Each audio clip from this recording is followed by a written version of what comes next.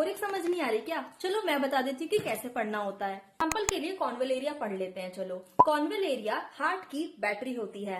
समझ नहीं आया होगा, मुझे पता है। एक एग्जाम्पल ले लेते हैं। सपोज एक पेशेंट आपके पास आया जिसका सांस बहुत ज्यादा फूल रहा था और दिल जो है धक धक कर रहा था।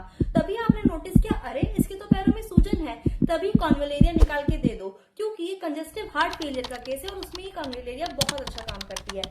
मुझे कैसे पता लगा? बोरिक सर ने बताया। चलो उठाकर पढ़ लेते हैं।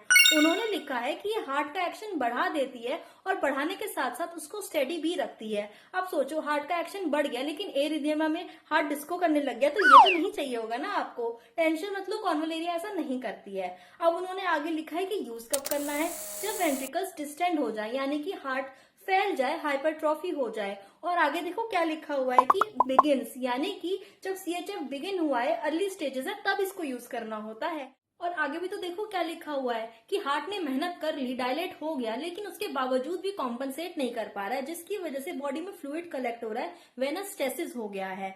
अब इसको बोलते हैं कार्डियक फेलियर, यानी कि कॉन्वलेरिया वो मेडिसिन है जब बीपी लो हो, पेशेंट का सांस फूल रहा हो, बाथरूम तक जाने में भी पैर सूजे हुए हो और हार्ट फेलियर प्रेजेंट हो, पर अभी हाइपरट्रॉफी नहीं हुई है, क्योंकि अभी अर्ली साइंस है। पढ़ा था ना, बिगिंस। तो ऐसे हमें पता लगा कि कॉन्वलेरिया मेजर्स एक कंजेस्टिव हार्ट फेलियर की मेडिसिन है। तो अब समझ आ गया ना बोरिक की वो 4-5 लाइन कैसे पढ़नी होती हैं।